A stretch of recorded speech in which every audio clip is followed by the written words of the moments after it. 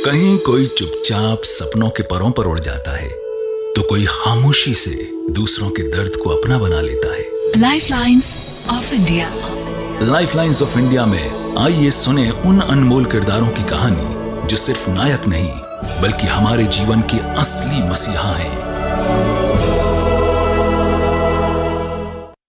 होली का त्योहार हमारे जीवन में नई उमंग और रंग भरने आता है। पर क्या रंगों का महत्व सिर्फ एक दिन तक ही है? क्या ये रंग हमें कोई नुकसान भी पहुंचा सकते हैं?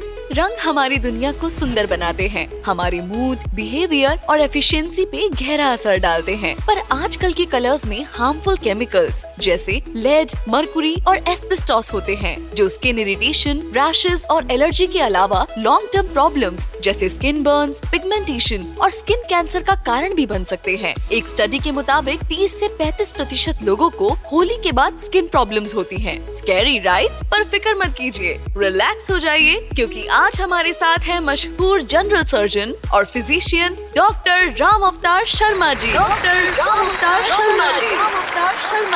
जो अपने 41 साल के अनुभव से आपकी होली को हैप्पी और सेफ बनाएंगे। डॉक्टर शर्मा जी बताएंगे कि कैसे रंग हमारी जिंदगी को बेहतर बना सकते हैं, कैसे हमारे इमोशंस और बिहेवियर को शेप करते हैं और कैसे कुछ सिंपल मेजर्स अपनाकर हम एक हैप्पी और स्किन फ्रेंडली होली खेल सकते हैं। तो रंगों की दुनिया में खो जाइए और सीखिए एक हेल्दी और हैप्पी लाइफ के लिए जरूरी टिप्स। चलिए ये बातों का सिलसिला शुरू करते हैं। प्लीज वेलकम डॉक्टर राम अवतार शर्मा।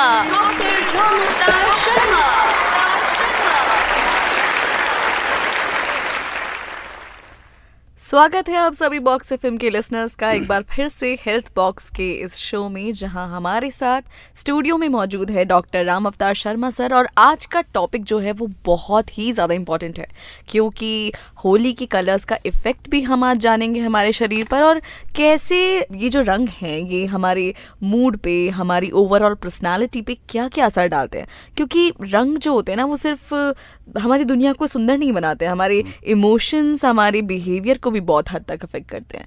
तो सबसे पहले तो आपका बहुत ज़्यादा स्वागत है सर। नमस्ते सब लोगों को। और शुरुआत करते हैं रंगों की इसी दुनिया में चलते हैं, और कैसे ये जो रंग है, अलग अलग रंग हमें हमारे शरीर पर असर डालते हैं, हमारे मूड को इफेक्ट करते हैं। क्या ये थ्योरी क्या है? देखिए, जो सूरज की रोशनी होती है उसमें 7 रंग होते हैं। इंद्रधनुष आपने देखा होगा, 7 रंग होते हैं। उन 7 रंगों के कॉम्बिनेशन से कोई 10 लाख तरह के रंग बन जाते हैं। और जो इंसान की जो आँख है वो 378 तरह के रंग देख पाती है। बाकी वैसे जो टोटल जो धरती पर रंग हैं, जो सूर्य की 7 किरणों की वजह से बनते हैं, 7 रंगों से करीब 10 लाख तरह के अलग अलग शेड्स के रंग बन सकते हैं। तो ये तो इसका मतलब रंग जो है वो प्रकृति का और हमारी लाइफ का एक इम्पॉर्टेंट हिस्सा है। वो सूर्य की रोशनी के साथ धरती पे आता है, और उसकी वजह से बहुत सारी ऐसी एक्टिविटी होती हैं, जैसे फूलों में जो तरह तरह के रंग आते हैं, वो हो सकता है उन किरणों के वजह से ही वो रंग बनते हों। क्योंकि कोई न कोई तरीके से तो पौधा वो रंग बनाएगा। वो कैसे बनाएगा, वो प्रोसेस किसकी वजह से होगी, वो संभावना तो यही मानेंगे हम लोग कि सूर्य की किरणों की वजह से वो उसके अंदर चेंजेस आते हैं, अदरवाइज़ तो कैसे आएंगे। या रोशनी किसी भी फॉर्म में आती है, रोशनी के अंदर बहुत सारे रंग होते हैं, जो वाइट लाइट होती है उसमें। तो इसलिए रंग इम्पॉर्टेंट हैं, रंगों का हम पे बड़ा प्रभाव पड़ता है। ये जो रंग है, होली के रंग, इनका जो यूज़ है, क्या वो एक ही दिन के लिए सीमित होता है या फिर कोई लॉन्ग टर्म इम्पैक्ट भी होता है? देखिए, होली के रंग तो एक फेस्टिवल है। तो जो अपने पहले जैसे मान लो होली की अपने बात करें तो होली बेसिकली देखें तो बसंत का स्वागत है। और एक मान्यता है कि ये जो हम जो भारतवासी लोग हैं, बेसिकली जो आर्यंस जो उसके अंदर नस्ल है, तो वो नस्ल इंडो यूरोपियन है। वो कहीं न कहीं बोस्निया के आसपास का कोई एरिया मानते हैं, एग्जैक्ट नहीं, वो ब्लैक सी के एरिया, उसके पास से सब लोग फैले हैं। और ये लोग करीब पर्सिया से लेकर के और इधर पूरा यूरोप वगैरह वो लोग वहाँ चारों तरफ फैले। तो ये जो होली जैसे जो त्यौहार हैं, ये इस मौसम के अंदर मार्च के महीने में करीब 17 देशों में मनाए जाते हैं। मतलब ये होली हमारे भारत में नहीं है, ये करीब 17 देशों में ये मनाई जाती है। अब उसमें रूप अलग अलग होता है। भारत के अंदर तो ये मनाई जाती है कलर्स के साथ में, नाच नृत्य के साथ में। आप इधर जाते हैं ईरान के अंदर, वहाँ नवरोज़ करके फेस्टिवल होता है, उनका भी ऐसे ही होता है, वो प्रेयर वगैरह ज़्यादा करने लगे अब। उधर स्विट्ज़रलैंड के अंदर क्या होता है, जैसे हम होली में घास फूस लकड़ी जला के वो बनाते हैं, वहाँ पर वो स्नोमैन बनाते हैं, क्योंकि बहुत ठंड के बाद में और स्प्रिंग आती है, बसंत आया है, बहुत ठंड के बाद में, तो वो लोग एक स्नोमैन बनाते हैं बड़ा सा, उसके अंदर वो एक्सप्लोजिव रखते हैं और फिर वो ब्लास्ट करते हैं, तो वो स्नोमैन को जलाते हैं, वहाँ बर्फ़ को जलाते हैं। और बोस्निया वगैरह के अंदर वो पीले रंग की एक होली जैसी चीज़ बनाते हैं, लेकिन वो खाने की चीज़ बनाते हैं। एक बहुत बड़ा तवा होता है, विशाल जाइंट होता है तवा, उसके ऊपर वो लोग अंडा सेकते हैं और वो येलो नज़र आता है। अमेरिका में अलग 2-3 तरह का है, कोई जैसे वहाँ के प्रेसिडेंट हाउस के अंदर बच्चों को बुलाया जाता है, वो एक एग है उसको फेंकते हैं, उसको कैच करते हैं। इंग्लैंड के ग्लॉस्टेस्टरशायर वगैरह हैं, उस एरिया के अंदर वो लोग पहाड़ों के ऊपर से कुछ चलते हैं या कोई चीज़ फेंकते हैं या कोई, मतलब अलग अलग तरह की परंपराएं हैं। फायर का बहुत जगह है। इवन सिखों के अंदर जैसे अपने देखें तो उनका होला मोहल्ला होता है, होली के बाद में होता है, उनका नेक्स्ट होता है। तो देखें तो जो इंडो यूरेशियन जो रेस जो नस्ल है वो जहाँ जहाँ फैली वहाँ पर बसंत का स्वागत हुआ है, उन्होंने सदा से ही किया और उसको अपने अपने तरीके से मनाया है। होली को जैसे ओरिजिनली हम देखें तो होली का मतलब गुलाल होता था और उससे पहले होता था गुलाब। फल एक्चुअली ओरिजिनली ये फूलों का त्यौहार होता था। फूल खिलते हैं तो लोग एक दूसरे पर फूलों की बरसात करते थे या फूलों से रंग बनाते थे, तो वो रंग लगाते थे आपस में, हल्का सा जैसे कोई इंटॉक्सिकेशन भांग वगैरह का हल्का सा करते थे, वो अच्छे नाचते थे, गाते थे। तो बेसिकली देखें तो वो होता था। प्लस होली पे आपने देखा होगा कि होली के बाद में जो हमारा ये जो भोजन होता है उसमें से हरी सब्जियां वगैरह, हरी पत्तियां हट जाती हैं, क्योंकि अब गर्मी आ जाती है तो हरी पत्तियों में वो मुलायम वो नहीं रहती, उनका स्वाद ख़त्म हो जाता है सन की लाइट तेज़ पड़ने से, और फर्मेंटेशन शुरू होता है। होली का बड़ा इम्पोर्टेंट रोल था कि कांजी बनाई जाती थी। राजस्थान में जैसे राब बनाई जाती है, राबड़ी भी कहते हैं, राब भी कहते हैं, तो इसका उपयोग शुरू होता था होली के बाद में, क्योंकि एटमॉस्फेरिक टेम्परेचर बढ़ेगा तो इससे क्या है आपकी गट हेल्थ अच्छी होती थी। आपके बेसिकली जो कांजी है या राब है ये क्या है, ये बेसिकली ये प्रोबायोटिक्स आपकी बॉडी में जा रहे हैं, इंटेस्टाइनल माइक्रोबियोम इससे इम्प्रूव होते हैं। तो ओरिजिनल होली का जो फेस्टिवल था वो अलग था। अब ये अनफॉर्चुनेट है कि लोगों ने उसको दूसरे रूप में ले लिया, और फिर जो भी है फिर भी आप अपने व्यक्तिगत स्तर पे आप अच्छी तरह से इस त्यौहार को एंजॉय कर सकते हो। तो होली पे मैं यही रहूँगा, कहना है कि जो ऑर्गेनिक कलर हैं वो आप लगाइए, उसका आनंद लीजिए। और दूसरा क्या होता है कि होली का मतलब ये नहीं है कि एक दूसरे से आप बदला लेने के लिए उसका करो, या फिर किसी महिला को आप प्रताड़ित करना चाहो, उसको मतलब ग्रॉस मिसयूज़ है, या शराब पी के हुड़दंग मचाओ, वो होली नहीं है। Holi is a beautiful festival जो आप आराम से म्यूज़िक बजाते हो, नाचते हो, हल्का सा जैसे सुरूर के लिए मान लो, जैसे कई लोग लेते हैं भांग वगैरह इन कंट्रोल्ड क्वांटिटी, तो वो एंजॉय करते हैं, एक दिन रिलैक्स करते हैं, इस तरह का होता है। प्लस मैं इसको बड़ा इम्पोर्टेंट देना चाहता हूँ कि इसके बाद से आपको हरी पत्तियाँ थोड़ी खाने में कम कर देनी चाहिए, और फर्मेंटेड चीज़ है वो अगले 1-1.5 महीने तक, क्योंकि आगे बरसात आने वाली है। तो अब आप फर्मेंटेड चीज़ें खाओगे 1-1.5 महीने तो आपकी इम्यूनिटी इम्प्रूव होगी। इसके पीछे साइंस है पूरा। और उसके बाद में जो ही बरसात आएगी तो वायरस आएंगे, तो उनको आप फाइट कर सकते हो।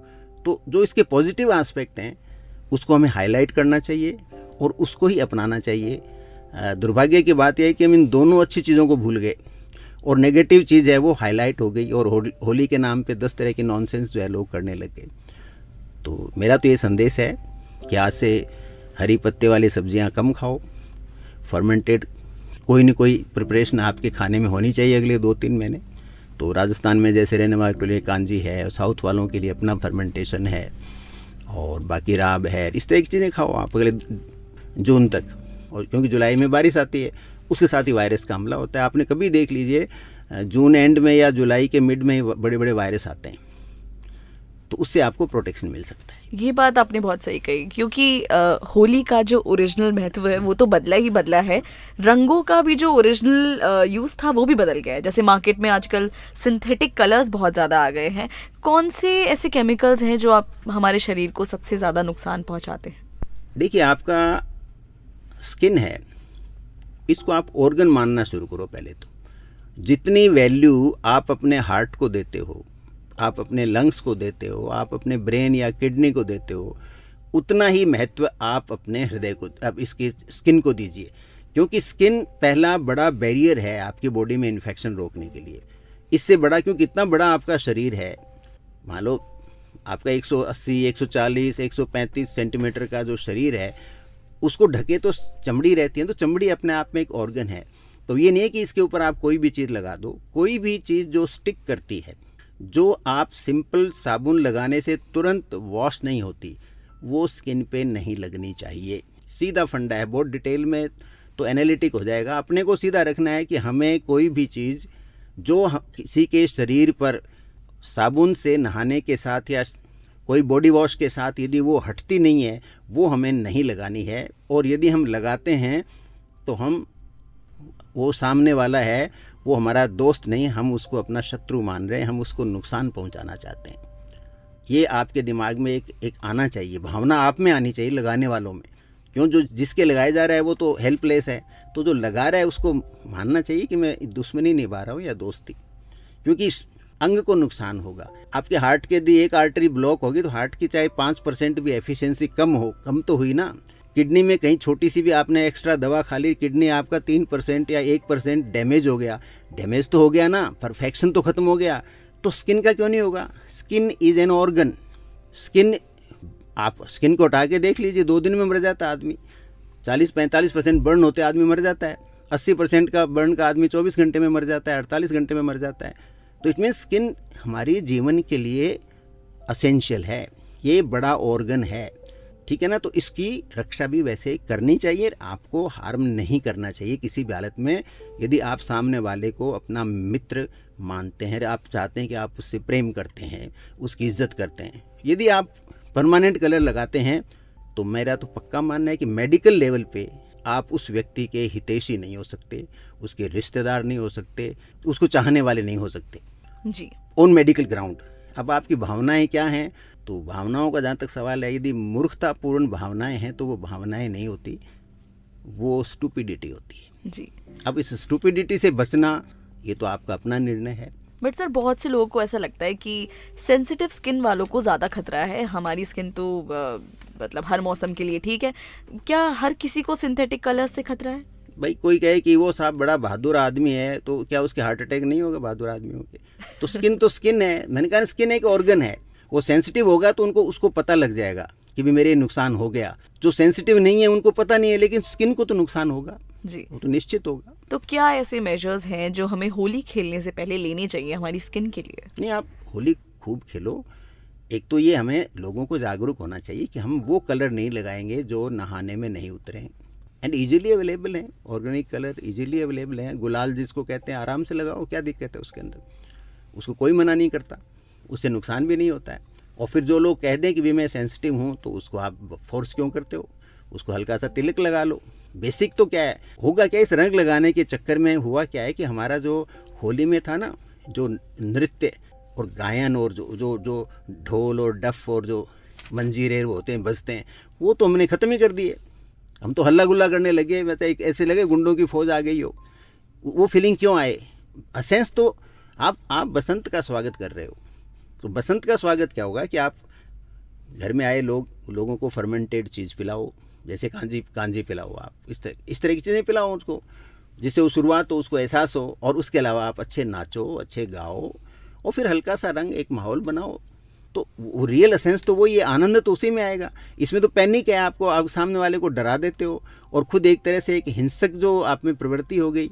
और अनफॉर्चुनेटली मैं बड़ा ब्लंट आदमी हूँ, बहुत सारे लोग हैं वो महिलाओं को यहाँ वहाँ से अनवांटेड टच करने के चक्कर में रहते हैं।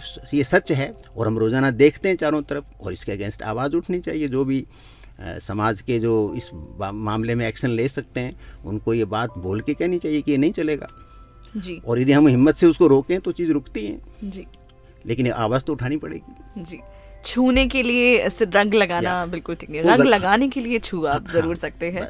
और आजकल जैसे आपने कहा कि ऑर्गेनिक कलर बहुत इजीली अवेलेबल है, नेचुरल कलर्स है, हर्बल कलर्स है, इनको प्रमोट करना बहुत ज़रूरी है। क्या घर पर भी हम ऐसे कलर्स बना सकते हैं? हाँ, बना सकते हैं। उसमें क्या है, फूलों से कितने भी कलर बनाए जा सकते हैं। लाइट कलर, कलर का नहीं, मतलब आप इम्पोर्टेंस जो मैं कह रहा हूँ, ये नृत्य का त्यौहार है जी। होली से पहले जैसे वो गाँव के अंदर होती है गीदड़ टाइप की जो होती है, लोग नाचते हैं गाते हैं, तो असली बात तो वो है, म्यूजिक का फेस्टिवल है ये, और डोमिनेंस रंग का नहीं है। होली में डोमिनेंस है नृत्य का, तो आप उसको वापस उसी जगह लाइए। आप लोग नाचें गाएं, मस्ती से रहें, ब्रदरहुड फैले आपस में, एक समाज में एक दूसरे से जान पहचान हो, तो उसको इस तरह से यूज़ हमें करना चाहिए। जी बिल्कुल।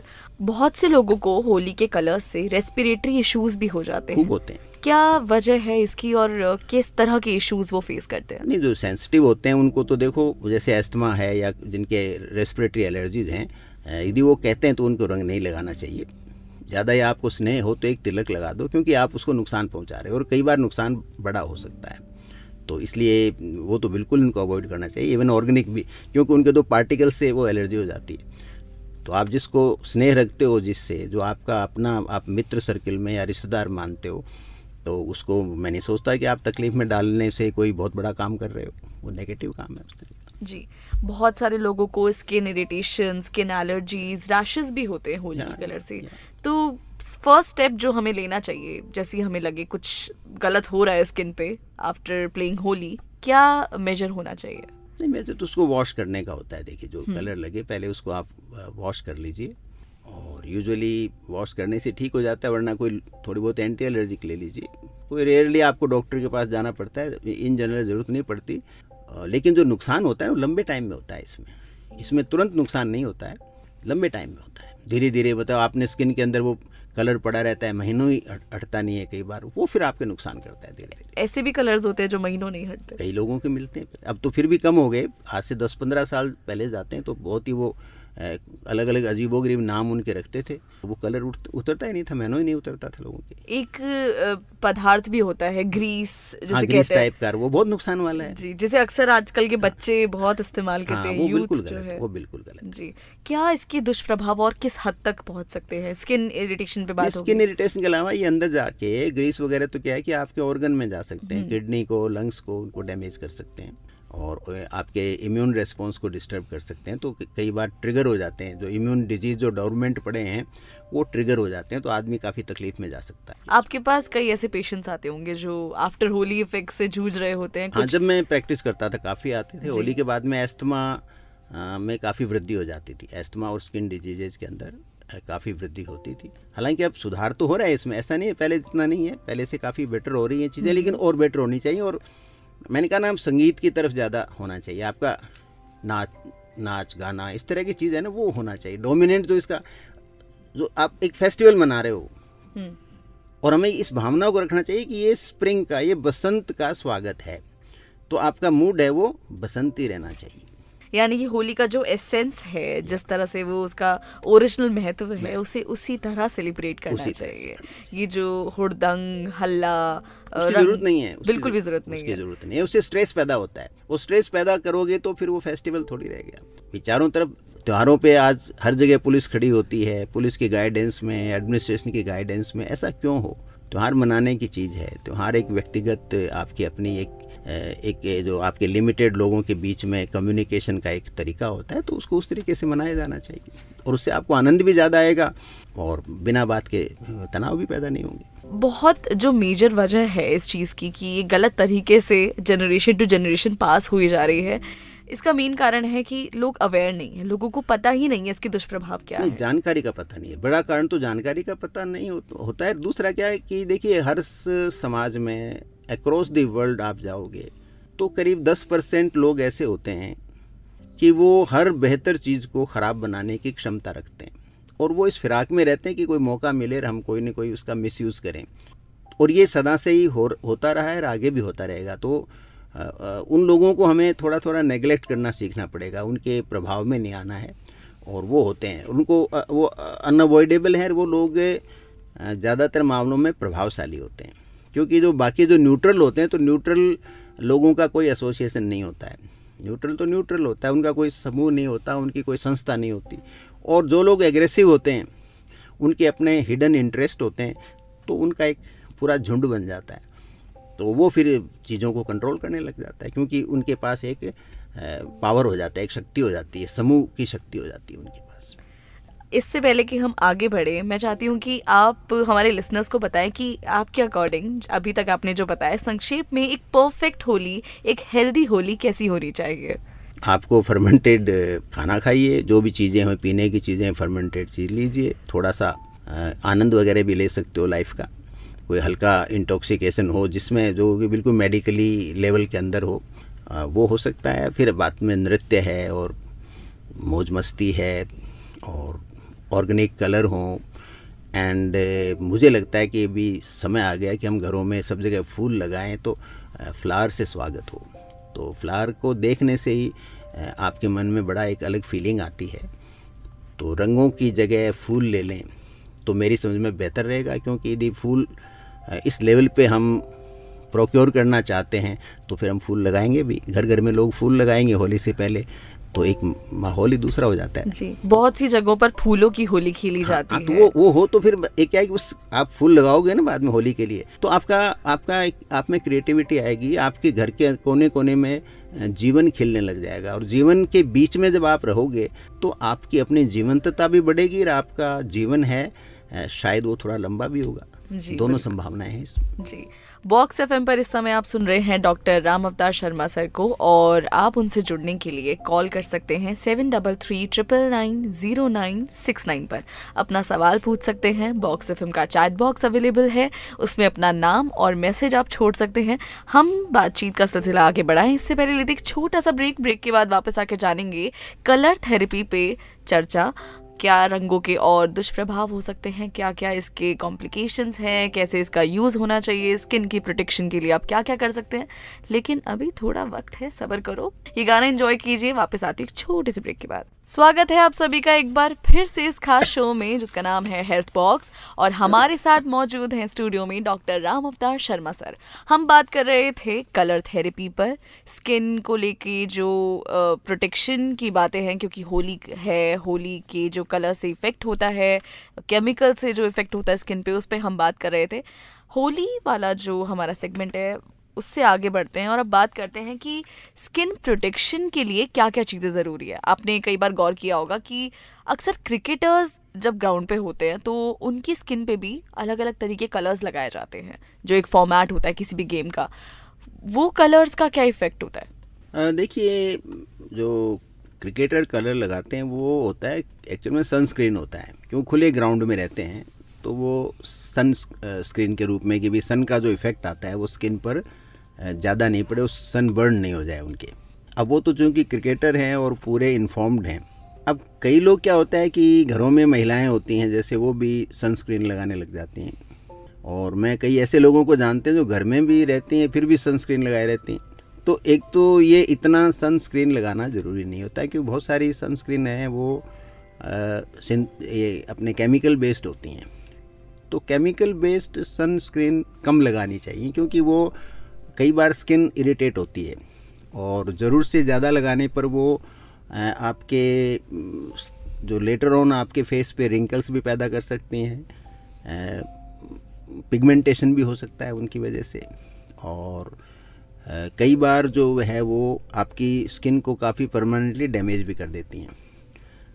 तो ऑर्गेनिक होनी चाहिए, जो आपके फ्रूट एंड वेजिटेबल का बेस होता है उससे बने वो।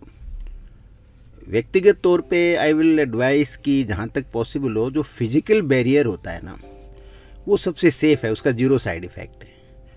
जैसे राजस्थान में है या इंडिया में पूरे में ये होता था, पहले होता था साफ़ा बांधना सिर के ऊपर और हैट लगाना, कैप लगाना। महिलाओं में जैसे सर्दियों के गर्मियों में ज़रूरत पड़ती है ज़्यादा स्किन की, तो हल्का सा घूंघट निकालना। जैसे कुछ लोगों में, कुछ समाजों में हिजाब होता है, गल्फ़ कंट्रीज़ के अंदर वो एक उनका स्पेशल एक कपड़ा होता है क्योंकि वहाँ सन बहुत होता है। तो इस तरह से जो फिज़िकल बैरियर है उसका कोई नुकसान नहीं है और ये ज़्यादा बेटर प्रोटेक्शन देता है क्योंकि कंप्लीट प्रोटेक्शन देता है। और थोड़ा बहुत जो हमें सन का एक्सपोज़र होना भी चाहिए क्योंकि वो होने से हमारे कुछ विटामिन डी हमारी बॉडी में बनता है, थोड़ा सन एक्सपोज़र होता है। और आजकल हम सन का एक्सपोज़र बहुत कम हो गया, तो ऐसी भी स्टडीज़ को सामने आ रही हैं कि कुछ कैंसर्स ऐसे होते हैं जो इसलिए ट्रिगर हो जाते हैं कि आपका सनलाइट से एक्सपोज़र ज़ीरो है या बहुत कम है। यानी हमें प्रोटेक्शन के लिए कुछ सन एक्सपोज़र एसेंशियल है, मतलब कुछ कैंसर तक हो जाते हैं क्योंकि आपके शरीर में सन का एक्सपोज़र ही नहीं हुआ कभी। और ऐसे बहुत लोग मिल जाएंगे आजकल तो सुबह से शाम तक घर में रहते हैं, कोई मुश्किल से दिन में 2-3-5 मिनट के लिए धूप में निकलते हैं। तो जो कैंसर की इंसिडेंस दुनिया में बढ़ रही है उसका एक कारण ये भी है लैक ऑफ सन एक्सपोज़र। तो थोड़ा सन हमें एक्सपोज भी होना चाहिए। तो ऐसे नहीं कि बिल्कुल हम 24 घंटे ऐसे रहें कि साहब धूप को हम हमारे शरीर पे टच ही नहीं होने देंगे, वो बहुत नेगेटिव अप्रोच है। और सनस्क्रीन का जहाँ तक है तो जो केमिकल्स हैं, टॉक्सिक केमिकल्स हैं, उनको आप अवॉइड करो और नेचुरल बैरियर रखो। और या फिर जो ऑर्गेनिक जो सनस्क्रीन आती हैं उनको आप यूज़ कर सकते हो। कुछ लोग पूरे दिन भर सनस्क्रीन लगा के रखते हैं, जब भी बाहर निकलते हैं भर के सनस्क्रीन लगाते हैं। वो गलत है। उसी से क्या समय होना चाहिए, कितनी मात्रा में सनस्क्रीन अप्लाई करनी चाहिए? नहीं, जैसे आप एक बार सनस्क्रीन लगाते तो इसको 5-6 घंटे तो उसका आराम से असर रहता है। और 5-6 घंटे से बाहर कोई लोग रहते नहीं जो लोग सनस्क्रीन यूज़ करने के लायक, मतलब वो काबिल हो जाते हैं, इनका फाइनेंशियली अफोर्ड कर सकते हैं। क्योंकि जो ज़्यादा धूप में जिनको काम करना पड़ता है, मजदूर वगैरह, वो तो बेचारे सनस्क्रीन अफोर्ड ही नहीं कर सकते। प्लस वो काम ऐसा करते हैं कि वो सनस्क्रीन तो उनके सारा मिट्टी और चिपक जाएगी, तो वो तो यूज़ करते ही नहीं है। मेजॉरिटी वो लोग यूज़ करते हैं जो स्किन में ज़्यादा नहीं जाते, क्योंकि जो अफोर्ड कर पाएगा सनस्क्रीन वो धूप में काम उसका करने का होता नहीं है, इन जनरल होता नहीं है अक्सर। तो बिना बात एक रिवाज बन गया, एक परंपरा बन गया, एक कंपटीशन की फीलिंग आ गई। जहाँ तक पॉसिबल हो मैं तो राय दूंगा व्यक्तिगत मेरे अनुभव से और जो कुछ मैंने सीखा है, फिजिकल बैरियर सबसे बढ़िया है। आप हैट लगाइए, हल्का सा कोई कपड़े से कवर कर लीजिए, इसको आप घूंघट कह सकते हो, वो किसी से नहीं निकाल रहे हो आप सूरज से अपने आप को प्रोटेक्ट कर रहे हो। हिजाब है, घूंघट है और साफ़ा है, हैट है, कैप है, तो काफ़ी हद तक वो प्रोटेक्शन मिल जाता है। जो थोड़ा बहुत सन का एक्सपोजर है, मैंने कहा ना, वो तो होना ही चाहिए, उतना आपको लेना चाहिए, अदरवाइज आपकी बॉडी कैंसर के लिए प्रोन हो जाती है।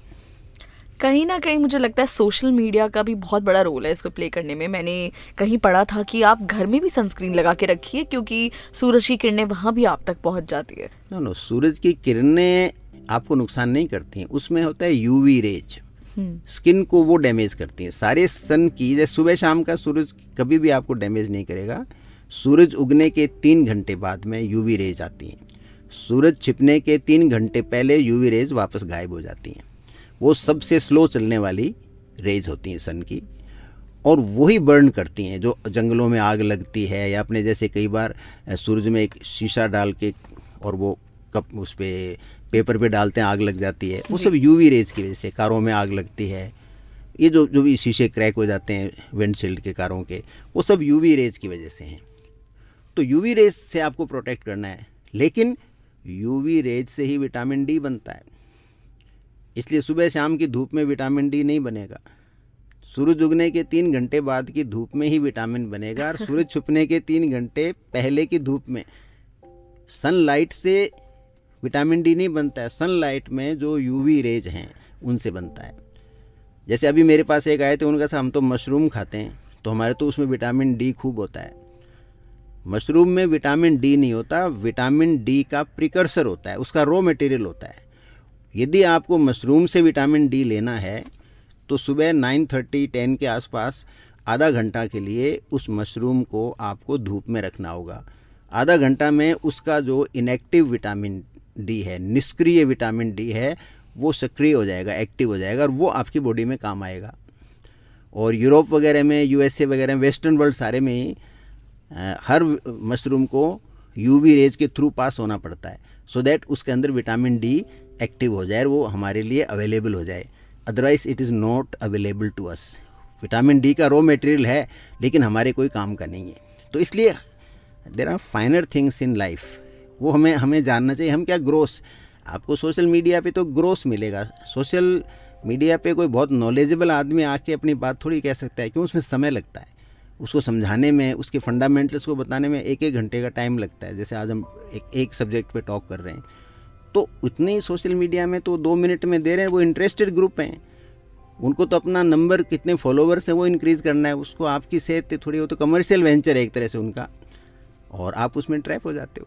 पर आज सर आपने मेरा भी बहुत बड़ा भ्रम दूर कर दिया कि हम अक्सर यूवी रेस से बचते हैं, पर ये नहीं पता था कि हाँ यूवी रेस में ही उसी में विटामिन डी बनेगा, तो वो आपको आधा घंटा एक्सपोज उसका लेना चाहिए। यानी ये जो टाइम है सूरज में बैठने का, ये क्या होना चाहिए? सुबह शाम? सूरज उगने के 3 घंटे बाद में। जैसे मान लो आजकल सनराइज करीब 5:45 पे होता है, तो आप करीब 9:30 9:45 के आसपास 15-20 मिनट सूरज में रहो, छत पे चले जाओ जी। तो बेस्ट क्या होता है, हल्का सा बॉडी में ऑयल लगा लो और 1 प्याला चाय ले लो और 5-4 उसके अंदर आप ले लो पकौड़ी।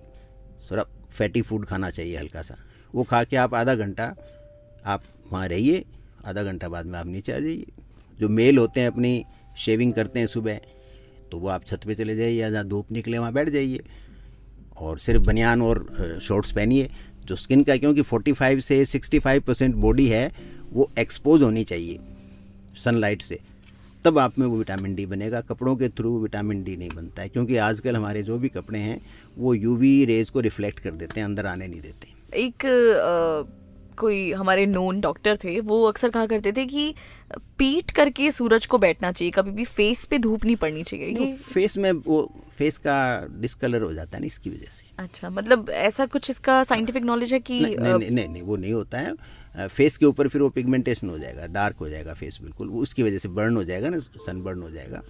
तो पीठ से वो आराम से, दूसरा हड्डियों में ज़्यादा बनता है, अपर आर्म की बोन के अंदर पीछे स्कैपुला वगैरह है, इसमें विटामिन डी ज़्यादा बनता है, तो फिर वो इनको एक्सपोजर बेटर रहता है। तो लेकिन मेन मकसद उसका फेस को करना है। पीठ से यार एरिया वाइड है पीठ का जी, तो उसकी वजह से ज़्यादा लंबे एरिया के अंदर सनलाइट गिरेगी, इसकी वजह से। तो ये तो थी स्किन रिलेटेड बातें, स्किन प्रोटेक्शन की बातें, कैसे आप अपनी स्किन को ध्यान रख सकते हैं, कितना विटामिन डी इसके लिए ज़रूरी है, सनस्क्रीन का यूज़ कितना ज़रूरी है, कितनी मात्रा में ज़रूरी है। आगे चलते हैं हम सर, कलर थेरेपी से हमने शुरुआत की थी, इसी पे वापस आते हैं कि कलर्स का कितना ज़्यादा प्रभाव पड़ता है हमारी मन पे, हमारी साइकोलॉजी पे। वो मैंने कहा ना, लाइफ कलर से ही जनरेट होती है, क्यों? सनलाइट से जनरेट होती है और सनलाइट में 7 कलर्स होते हैं। अब निश्चित तौर पे हमारे पे उसका प्रभाव पड़ेगा। तो अब देखिए, लंदन में एक नदी है टेम्स रिवर जी, जैसे हम हमारे गंगा मानते हैं, वैसे वो ब्रिटेन वाले उसको जी। मानते हैं टेम्स को। एक बार ऐसा दौर आया था कि उसमें उसके जो ब्रिज है उसके ऊपर से छलांग मार मार के लोगों ने बड़ी आत्महत्याएं की, और ऐसा कोई 5-6 साल तक चलता रहा। तो फिर वहाँ के जो लोग हैं उन्होंने, क्योंकि वेस्टर्न लोग हैं वो साइकोलॉजी पे बहुत ज़्यादा ध्यान देते हैं, तो उन्होंने कुछ साइकोलॉजिस्ट और कुछ मेडिकल डॉक्टर्स और उनकी कुछ और लोगों की एक टीम बनाई कि भाई ये रीज़न क्या है, सुसाइड को स्टडी करो, अचानक ये क्या हो गया। तो फिर उनको पता चला कि करीब 2 साल पहले जो इंसिडेंट शुरू हुई, तो उन्होंने टेम्स के ऊपर जो ब्रिज है वो बिल्कुल ब्लैक कर दिया था कलर उसका, जिससे ख़राब नहीं हो देखने में, लोगों के हाथ वगैरह लगे। तो वो बड़ा ब्रिज है, खूब उसके अंदर लोहा यूज हुआ, तो बिल्कुल ब्लैक था। तो फिर एक साइकोलॉजिस्ट ने राय दिया कि ब्लैक होता है, चारों तरफ आपके ब्लैक होता है। आप जस्ट इमेजिन करो कि आपका वर्क प्लेस है, उसकी चारों दीवारें, या आपके कमरा है, आपका घर है, अंदर से चारों दीवारें पूरी तरह से ब्लैक कर दी जाएँ, छत भी ब्लैक हो, तो आपको उस घर में मतलब आपका दम घुटने लगेगा बैठे बैठे, नेगेटिविटी आ जाएगी। आपको लगेगा कि ये तो कोई ऐसा है ना, बड़ा डरावनी चीज़ है। ब्लैक को इसलिए जैसे भूत प्रेत को भी ऐसे ब्लैक दिखाते हैं कपड़े पहने हुए उसके, वो सारे, तो वो हमारे अंदर उसका फियर है। तो अब वो ब्लैक में नेगेटिविटी को एनहांस करता है, ज़्यादा लगातार चारों तरफ ब्लैक हो, तो वो लोग वहाँ से कूद जाते थे, थोड़े इमोशनली डिस्टर्ब होते थे, कूद जाते थे। तो then they changed, colour change किया और फिर उसको अलग दूसरा कलर किया। अब देखा कि 90% विदिन 6 मंथ वहाँ पे सुसाइड की रेट ड्रॉप हो गई। ये तो एक रियल इंसिडेंस है। इसके लिए अलावा आप देखोगे फैक्ट्रीज़ होती हैं, फैक्ट्रीज़ में ज़्यादातर मशीनें ग्रीन कलर की या ब्लूइश कलर की नज़र आएंगी आपको। ब्लैक कलर की मशीनें अब गायब हो गई, पुराने टाइम में ब्लैक होती थी जी। तो उसकी प्रोडक्टिविटी कम हुई, ब्लैक कलर की वजह से प्रोडक्टिविटी कम होने लग गई, तो उन्होंने सारे ब्लैक हटा दिए। अब कोई भी आप फैक्ट्री की आप देखोगे तो या तो लाइट ब्लू कलर की सिर्फ मेनली ग्रीन कलर की है। तो ग्रीन क्या है, नेचर ग्रीन है, तो आप अपने आप को कनेक्टेड पाते हो हर समय उससे, क्योंकि प्रकृति में हर चीज़ है, वो चारों तरफ पेड़ पौधे धूप वगैरह सब कुछ ग्रीन है, तो ग्रीन से आपको एश्योरेंस मिलता है। इसीलिए आपके जो ट्रैफिक लाइट होती है वो ग्रीन है, green means everything is safe, तो ग्रीन सेफ्टी दिखाती है, इसलिए मशीनें सारी सेफ़ हो गई। बड़ा एक इंटरेस्टिंग किस्सा है, जब माओ था चाइना के अंदर डिक्टेटर, तो उसने कहा कि साहब हम कम्युनिस्ट हैं, हमारा तो लाल कलर है, तो लाल कलर पे चलो, ये ग्रीन पे काहे चल रहे हो, ग्रीन मतलब ट्रैफिक रुक गया और रेड मीन्स ट्रैफिक चलेगा, उसने उल्टा कर दिया। तो वहाँ पर हालांकि उसमें गाड़ियाँ ज़्यादा नहीं थी, साइकिलें ज़्यादा थी, लेकिन साइकिलिस्ट ही भिड़ने लग गए, क्योंकि लोगों के रिस्पॉन्स तो ये था ना, ग्रीन होते वो तो चल पड़ते जी। और जबकि वहाँ उसने कहा लाल पे चलना है। तो जी। हमारा आपकी पार्टी का कोई भी एजेंडा हो, लेकिन ह्यूमन जो माइंड है वो तो रेड को एक भय से मानता है, वार्निंग सिग्नल मानता है रेड को, तो वार्निंग मानता है। या फिर एक्सट्रीम यूथ का भी है, जैसे यंग लड़के होते हैं, यंग लड़कियां होती हैं, एक पर्टिकुलर एज ग्रुप में होती है, तो वो लाल कलर को पसंद करते हैं, यानी वो एडवेंचर हो गया। Even romance is a type of adventure, तो ब्लैक रेड मीन्स एडवेंचर और फियर और वार्निंग। तो वो फिर क्या है कि ऐसा जो एक्सीडेंट होने लगे, तो जब माओ मरा तो वहाँ की गवर्नमेंट ने सबसे पहले ये काम किया कि वो वापस जो है ना, ये रेड एंड ग्रीन जो होते हैं नॉर्मल सारी दुनिया के अंदर, वो दोबारा एस्टेब्लिश हुए और फिर जाके वहाँ एक्सीडेंट की रेट कम हुई, अदरवाइज वहाँ बहुत एक्सीडेंट होने लग गए थे जी। तो इट मीन्स कलर का हमारी साइकोलॉजी पर बहुत प्रभाव पड़ता है।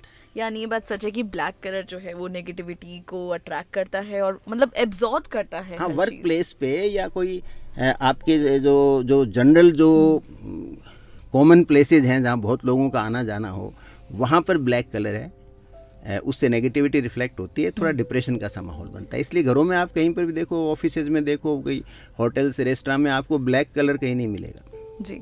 येलो कलर को बहुत ज़्यादा महत्व दिया जाता है, क्योंकि ऐसा कहा जाता है कि इससे प्रॉस्पेरिटी आती है, इससे विजडम आता है। क्या कुछ इसके इफेक्ट्स हैं? येलो एंथुजियाज्म को बताता है, आपके अंदर उत्साह पैदा करता है, बसंत का प्रतीक है, इसलिए आपने देखा कि खिलाड़ियों में येलो होता है। और इसके अलावा येलो का रिफ्लेक्शन बहुत अच्छा होता है, दूर से नज़र आता है, इसलिए जो आपके फायर ब्रिगेड से हैं, आजकल पुलिस के अंदर भी जो रात के टाइम खास करके या होते हैं, वो ऑरेंज या येलो को यूज़ करते हैं। तो इसकी वजह से तो येलो एक आप में उत्साह का प्रदर्शन करता है, लेकिन वो डिपेंड करता है। अब येलो आप ऑफिस में पहन के, खास करके आप मेल हो तो ब्रिलियंट येलो पहन के आप जल्दी से ऑफिस में नहीं आओगे, ये वर्क प्लेस का नहीं है, ये स्पोर्ट्स को इंडिकेट करता है। आपके अंदर जो उत्साह है, आपके अंदर जो स्पोर्ट्समैनशिप है, आप में जो मतलब उमंग है, उसको प्रदर्शित करता है। तो ऑफिस में आपको सीरियस रह के काम करना है, तो आपने देखा येलो कलर कोई ऑफिस में पहन के आया तो सब देखने लग जाते हैं कि यार क्या पहन के आ गया। और वही येलो कलर आप किसी पार्टी में पहन के जाते हो या पिकनिक पे पहन के जाते हो तो वो बिल्कुल अच्छा कलर है। तो हर चीज़ का एक वैल्यू है, कलर की डेफिनेट वैल्यू होती है। और कहीं ना कहीं येलो कलर को सनशाइन से भी एसोसिएट किया जाता है। स्प्रिंग से मेनली है, सनशाइन से वो होगा ना, हैप्पीनेस के मूड में आप पहनते हो, एंथुजियास्टिक हो आप, उस समय पहनते हो। स्पोर्ट्समैन में देखो येलो जर्सी जो है वो बड़ी फेमस होती है, खिलाड़ी बहुत सारे येलो पहनते हैं, कहीं ना कहीं येलो कुछ न कुछ होता ही उन्हें। जी। ऐसे ही एक नीला रंग को भी बहुत इम्पोर्टेंस दी जाती है कि नीला आसमान, नीला समंदर शांति का प्रतीक होता है। नीली दीवारें स्कूल की होती हैं कई बार कॉन्फिडेंस के लिए। उसमें क्या है कि नीले में जैसे आसमान का रंग और पानी का जैसे आपने बताया, तो वो हमारे को बड़ा सुकून देते हैं। और वो भी कारण क्या है कि शुरुआत क्यों हुई, नीला आसमान आपको नज़र आ रहा है, तो जब वो नीला आसमान नज़र आएगा इट मीन्स आज मौसम सही रहेगा, मुझे बाहर जाना है, कोई बारिश नहीं आएगी, कोई तूफान नहीं आएगा, खुला आसमान है, नीला आसमान है, कोई बादल नहीं है, कोई कुछ नहीं, तो आपको ये लगता है कि सेंस ऑफ सिक्योरिटी देता है। इसलिए आपने देखा कि ऑपरेशन थिएटर में जो डॉक्टर्स होते हैं, सर्जन, वो या तो नीला पहनते हैं या ग्रीन पहनते हैं। वहाँ वाइट नहीं पहनते। जी। वाइट कोट पहनता है डॉक्टर आउटडोर के अंदर, वहाँ उसको लगता है कि थोड़ा क्यों आपको जो मेच्योरिटी का साइन है, white is a sign of maturity, तो वहाँ लगता है एक मेच्योर आदमी चाहिए। लेकिन थिएटर में आपको वो काट रहा है वो तो आपको उसके कॉन्फिडेंस चाहिए आपको उस व्यक्ति में, तो वहाँ वो या तो डॉक्टर का सूट होगा, जो कपड़े होते हैं वो ग्रीन होते हैं, और या आपके ये नीले होते हैं। इसी पर एक स्टडी भी मैंने पढ़ी थी कि सफेद रंग का भी एक अपने आप में इम्पोर्टेंस है, पीस, क्लैरिटी, ये लाता है हमारे जीवन में, तभी डॉक्टर्स व्हाइट कोट पहनते हैं। व्हाइट को आउटडोर में पहनते हैं, वार्ड में आउटडोर में पहनेंगे, थिएटर में नहीं पहनेंगे। क्यों? थिएटर में तो एक अलग चीज़ हो जाती है। थिएटर में आपको ऐसा नहीं लगना चाहिए कि डॉक्टर तो बूढ़ा है, ये तो बिल्कुल है ना ठंडे दिमाग का आदमी है, नहीं, वहाँ आपको चाहिए कि ये मेरे को सिक्योरिटी चाहिए, ये इस आदमी में कॉन्फिडेंस है, ये इसने नीला रंग पहन रखा है या ग्रीन पहन रखा है, क्योंकि green is a nature's colour, पेड़ पौधे फसल से रिफ्लेक्ट करता है। और वो मैंने कहा ना, आसमान से या जो समुद्र जब शांत होता है तभी नीला आएगा। उछलता फूलता तूफान वाला जो समुद्र होता है वो नीला नज़र नहीं आता, उसमें वाइट वगैरह ऐसे उछलता है जी। उसकी लहरें उछलेंगी तो वो कलर उसमें वाइटिश वगैरह झाग से आते हैं, नज़र आते हैं। तो जो ठहरा हुआ समुद्र यानी सेंस ऑफ सिक्योरिटी, नीला आसमान यानी आज कोई आंधी तूफान बरसात कुछ नहीं आने वाली है, I can carry my journey safely. तो इसलिए ये जहाँ पर इस तरह के प्रोफेशन है वहाँ पर ये ज़्यादा होते हैं। जैसे मोटिवेशनल गुरुज, स्पिरिचुअल गुरुज, ये भी अक्सर सफ़ेद पहने हमें दिखते हैं। अब जैसे ऐसे ही जो आपका जो लाल रंग है जी, ये युद्ध का रंग है।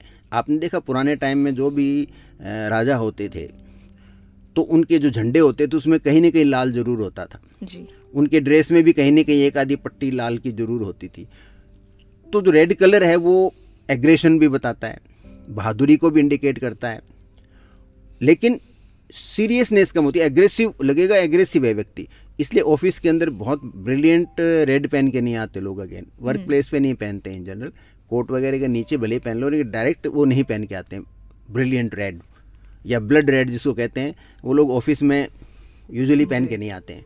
तो उसका कारण एक थोड़ा एग्रेशन नज़र आता है उसके अंदर, तो एग्रेसिव बिहेवियर को थोड़ा मैनिफेस्ट नहीं करो, इसलिए लाल नहीं पहनते वहाँ। बहुत सारे लोग कलर एक्सपेरिमेंट्स भी करते हैं, जैसे ग्रे कलर एक्सपेरिमेंट आजकल बहुत ट्रेंड में है, बीच कलर बहुत एक्सपेरिमेंट चल रहा है, शेड्स बना दिया अलग अलग, इतने कलर शेड्स आ गए हैं, आधे के तो नाम भी नहीं हमें पता होते। तो ये जो शेड के एक्सपेरिमेंट्स है, क्या इनका भी बहुत ज़्यादा कोई मेजर इफेक्ट पड़ता है? देखो इफेक्ट तो इसलिए पड़ता है कि देखो ग्रे को अब थोड़ा बहुत आ गया, वरना ग्रे को यूजुअली बड़ा ऐसे नेगेटिव मानते हैं, डल मानते हैं। आपने देखा होगा कि पुरानी सोसाइटीज़ आप देखोगे, हमारे इंडिया में भी देखोगे, तो जो पहले ब्राह्मण्स होते तो पीताम्बर पहनते थे, पीला कलर पहनते थे जी, आप देखेंगे। और जो क्षत्रिय होते थे उनके अंदर कहीं न कहीं कोई न कोई लाल रंग का कुछ न कुछ हिस्सा होता था। आप पुराने हिस्टोरिकल आप फोटोग्राफ वगैरह देखोगे तो उसके अंदर मिलेगा। और यूजुअली जो व्यापारी लोग होते थे, वैश्य ग्रुप जिसको कहते हैं, उसके अंदर आपको नीला मिलेगा, कुछ न कुछ नीला पहनते थे वो, पट्टी वगैरह उनकी धोती में पट्टी नीली या कुछ न वो नीला पहनते थे। और जो दबा हुआ तबका था सोसाइटी का, जिसको हम आज दलित वगैरह कहते हैं, पिछड़ा वर्ग कहते हैं, उनके यूजुअली ग्रे कलर होता था या डल वाइट होता था, खद्दड़ मोटा खद्दड़ टाइप। तो वो उनमें लैक ऑफ कॉन्फिडेंस सदा ही रहा है इसलिए सोसाइटी के अंदर। तो कलर का आप what colour you wear is very important, और मौसम के हिसाब से भी चाहिए। अब पीला आप बसंत में पहने, बारिश के टाइम में पहनो तो फिर भी ठीक लगेगा। अब गर्मी के दिनों में आप पीला लाओ या ब्लड रेड ले आओ या जेट ब्लैक कलर ऐसे पहनोगे तो थोड़ा अलग नज़र आएगा। तो मौसम के हिसाब से भी उसको आपका मूड को रिफ्लेक्ट करता है, और वो आपके कॉन्फिडेंस को भी बढ़ाता है, और वर्किंग एफिशिएंसी को भी कलर का मैचिंग है वो बढ़ाता है। और पश्चिमी जो समाज है उसमें तो कलर स्पेशलिस्ट होते हैं, जो आपका पूरा उस पर एडवाइस देते हैं। आप ऑनलाइन भी ले सकते हैं उन लोगों से, आप मिल के भी ले सकते हैं, हर तरह के लोगों के लिए, सोसाइटी के हर वर्ग के लिए। और वहाँ पे कलर स्पेशलिस्ट होते हैं, वो आपको कलर पे राय देते हैं कि ये पहनो। जैसे इंडिया की अपने आप टीम देखो, क्रिकेट टीम, इसमें ब्लू है और इसके थोड़ा सा इनके एक वो पर्पल सा कलर की एक पट्टी भी निकाली और एक वाइट है जी। तो तीनों चीज़ें ये रिफ्लेक्ट करते हैं जो इनका कॉन्फिडेंस के लिए। तो ब्लू है कि डोमिनेंटली वी आर, क्योंकि now we are in better position in world global level पे। और पुराने टाइम में देखो क्रिकेटर बिल्कुल सफ़ेदी कपड़े पहनते थे, तो इसलिए कहते हैं जेंटलमैन कैट, एंटरटेनमेंट के लिए तो कोई लोग इतना इंटरेस्ट नहीं लेते थे जी। ठीक है ना, बहुत डिवोटेड लोग थे। अब कलरफुल होने से और तरह तरह के जो टूर्नामेंट होने लग गए और वो सारे के सारे जो व्यूअरशिप इतनी बढ़ गई, तो उसका एक बहुत बड़ा रीज़न है जो क्रिकेट का जो उन्होंने चेंज किया है उनके कपड़े, उससे बहुत फ़र्क पड़ा है जी। और कई लोग हैं डॉक्टर जो दिन के हिसाब से कपड़े पहनते, कहते हैं कि मंडे को वाइट अच्छा रहता है, ट्यूसडे को रेड, थर्सडे को येलो, सैटरडे को ब्लैक। तो दिन के हिसाब से भी क्या कलर पे फ़र्क पड़ता है? फ़र्क आपके कॉन्फिडेंस का, इसका साइकोलॉजी का रोल जाता है। मतलब दिन का रोल कितना है इसमें? दिन का इतना रोल नहीं होता, लेकिन साइकोलॉजी का रोल है। मतलब आपको लगा आज मैंने ठंडा, आज ये मैंने आज मतलब ये पहना है कूल कलर वाइट, तो आज मुझे ज़रा है ना ठंडा रहना है, तो उसको फिर क्या है वो गुस्सा विस्सा आएगा तो उसको लगे, वो कपड़ा देखता है ना कि I am today in white, तो उसका एग्रेशन कम हो जाता है। और किसी दिन पीला पहन के जाता है तो उसको लगता है यार आई एम कॉन्फिडेंट टुडे, तो वो कुछ अच्छे डिसीजन ले लेता है। तो साइकोलॉजी क्या होता है? साइकोलॉजी आपकी थॉट प्रोसेस है, आपका एक्सपीरियंस है और आपका सेल्फ कॉन्फिडेंस है। आप लाइफ में बड़े काम क्यों कर जाते हो? कॉन्फिडेंस से कर जाते हो। बड़े काम जिन्होंने भी किए हैं, एक कॉन्फिडेंस होता है कि नहीं मैं इसको कर लूँगा। तो वो कपड़ा का रोल डायरेक्ट नहीं है, आपकी साइकोलॉजी पे उसका क्या इफेक्ट है। आपने डिसाइड किया कि आज मैंने ये पहना है तो आज तो मुझे ऐसे रहना है, आज मुझे गुस्सा नहीं करना, मैंने वाइट कलर है, मैं पीसफुल हूँ, मैच्योर पर्सन की तरह बात करूँगा, तो फिर आपका बिहेवियर है वो चेंज हो जाता है उससे। तो इसका इनडायरेक्ट फ़र्क पड़ता है, डायरेक्ट नहीं है। और इसमें कई लोग बहुत ही रेगुलर हैं और वो उसी तरह से पहनते हैं। जैसे कई बार हम बहुत खुश होते हैं तो हम कुछ बहुत टाइम लगाते हैं तैयार होने में कि आज कुछ अलग पहनते हैं, कुछ ब्राइट सा, तो यानी हमारे मूड के अकॉर्डिंग ही चीज़ें अकॉर्डिंग है। फिर जब आपका मूड अच्छा होगा तो आपके पे जो हार्मोन्स भी वो रिलीज उसी हिसाब से होंगे जी। आप अपने कपड़े को देखते हो तो आपको थोड़ी, आपने कपड़ा देखा, आपको अच्छा लगा, आपने कुछ पहना, आपने शीशे के सामने देखा, आपको अच्छा लगा, तो तुरंत ही वो हैप्पीनेस हार्मोन वगैरह ब्रेन में इतने अचानक केमिकल रिएक्शंस हो जाते हैं और आपके इतने मैसेंजर एंड न्यूरोट्रांसमीटर्स इधर उधर मूव हो जाते हैं कि आपका जो सारा परफॉर्मेंस है वो बेटर हो जाती है। तो साइकोलॉजी तो है, इंटेलिजेंस तो देखो हर आदमी में एक सी होती है भाई जी। आज जैसे आप मेरे से इतने सवाल पूछ रहे हो, आप कोई घर से कोई प्रिपेयर होकर थोड़ी आए हो, आप कोई इस फील्ड में, हम हर बार अलग टॉपिक पे बात करते हैं, तो वो क्या होता है, वो कहाँ से आता है? वो नैनो सेकंड्स का कमाल है जो ब्रेन में हमारे ब्रेन हमारा काम करता है, कर रहे हैं जी। भाई यही बात मैं यदि एज ए कहीं स्पीच दूंगा जी, तो मैं ऐसे थोड़ी बोल सकता हूँ 1 घंटे, मैं नहीं बोल सकता। हम बातचीत कर रहे हैं तो मैं 2 घंटे भी बोल सकता हूँ, और बिना मतलब कोई थोड़ी किताब लेके बैठे हैं, आपस में बात कर रहे हैं जी। ब्रॉड पॉइंट्स डिसाइड करते हैं, इन पे डिस्कस करना है, बाकी चीज़ें तो अपने आप ही ब्रेन आपका कैप्चर करता रहता है। तो वो ब्रेन की अपनी एक्टिविटी होती है, तो वही कपड़े का या कोई कलर आपके पास कौन सा रखते हो उसका फ़र्क पड़ता है जी। ये सारे न्यूरॉन्स और हार्मोन्स का खेल है, उन्हीं का है जी। और कलर से प्रभावित होते हैं वो, हार्मोन्स प्रभावित होते हैं, इसलिए कलर सिलेक्शन आपको, जैसे घर का भी है, घर की दीवारें कैसी हों, आपका गाड़ी का क्या कलर हो, आप मतलब सब चीज़ों का आपकी पे इफेक्ट तो आता है। और लेकिन वो है साइकोलॉजिकल, मनोवैज्ञानिक है वो। डायरेक्ट कोई जैसे हमने कहते हैं साहब फलां से वो देवता राजी हो जाएगा और फलां वो प्रेतात्माएं शांत हो जाएंगी, वो मिसयूज है, वो तर्क वाली चीज़ नहीं है। लॉजिक है कि it is game of our hormones and our chemical neurotransmitters जो ब्रेन रिलीज करता है, खेल उनका है सारा का सारा, और वो कलर से प्रभावित होते हैं जी। जाने से पहले मैं आपसे पूछना चाहूँगी कि आपका फेवरेट कलर कौन सा है? ब्लू। क्या बात है। और कोई ऐसा यादगार एक्सपीरियंस आपका होली का जो आप शेयर करना चाहें, आपने जैसे नेचुरली सेलिब्रेट किया हो?